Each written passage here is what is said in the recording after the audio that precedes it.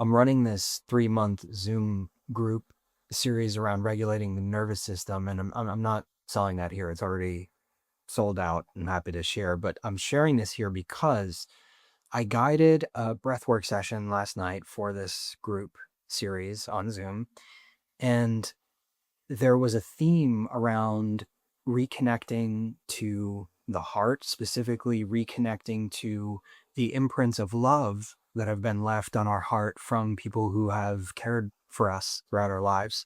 So loved ones, ancestors, even, pets, you'd say spirit guides.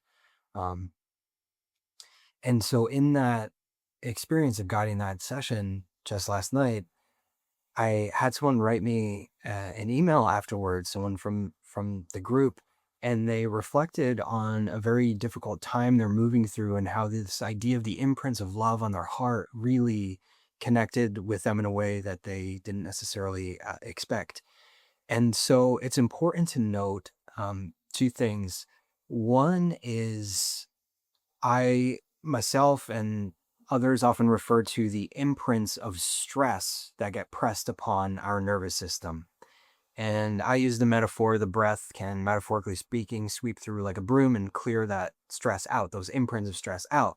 Well, on the other end, we get these imprints of love that get left on our heart. And this is what came up in this session. And so the second thing here, and the main point of sharing this, is that this person and this open, beautiful, reflective share, I'll distill it down to this: they are caretaking at a very high level. They're dealing with a difficult situation. They're caretaking at a very high level. And what it comes down to is delineating how we can be in a space of holding it together, holding it down, taking care of things, taking care of others, taking care of things that need to get done, versus allowing ourselves the space to take care of ourselves, in essence, to be held.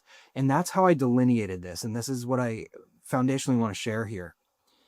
Especially when you're a caretaker at a very high level, there are times, more often than not, where you need to hold it down.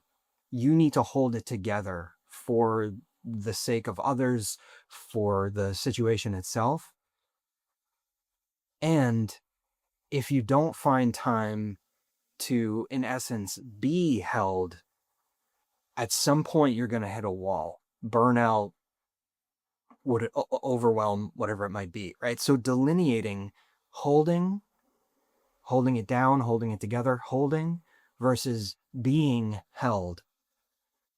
And so this person just very beautifully asked for a suggestion on how to gently support this process that they're moving through, because in so much holding, it's hard to tap into the feeling of letting go. In other words, in the creation of the space of being held, our nervous system knows that it's safe to let go of pressures, of stressors, of different things. Like if we're holding it down, our nervous system's not going to be able to let go because we are the quote unquote adult in the room. We're taking care of things. We can't let go. We can't just let things happen. Like we have to take care of things. So I'm not one to, I don't think of myself as, I try not to give advice like as if I know something that you don't know or that somebody else doesn't know. All I know are things that I've experienced in my own life and my own journey, from panic attacks to more regulation, right? That's how this all started. And so I'm saying all this to say, to me, this wasn't about here's my advice, right? That's not it. It was more thinking through, well, what's the crux of this?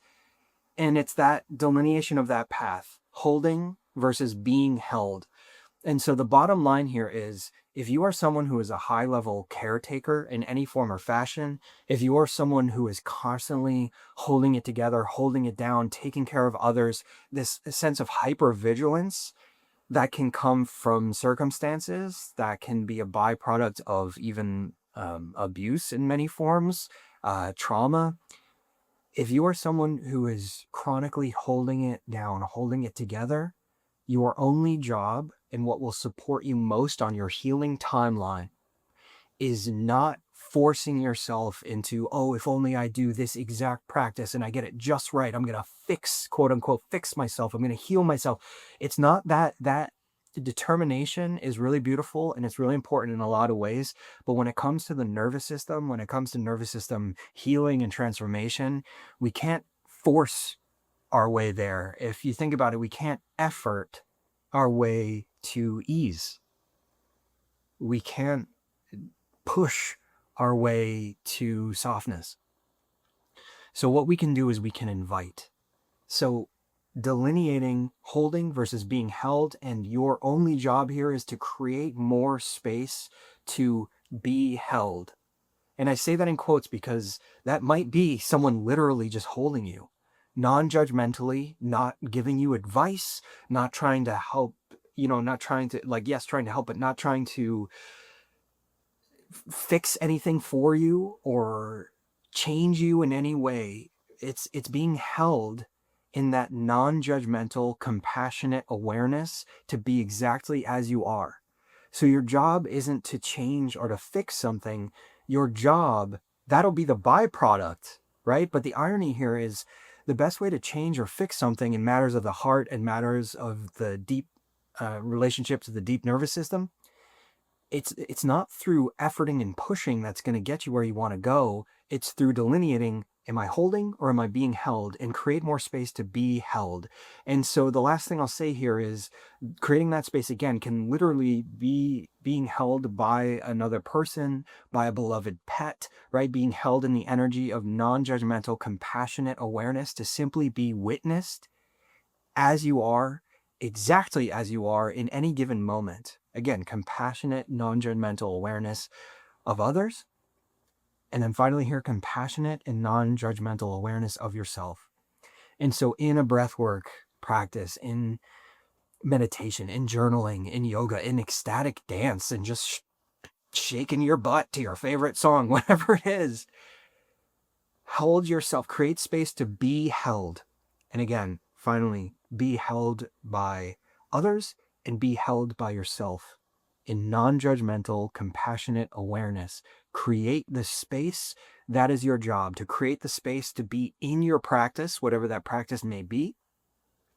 Create the space and then simply allow the deeper intelligence of your heart, the deeper wisdom of your body, the deeper intelligence of your nervous system to process on its own timeline.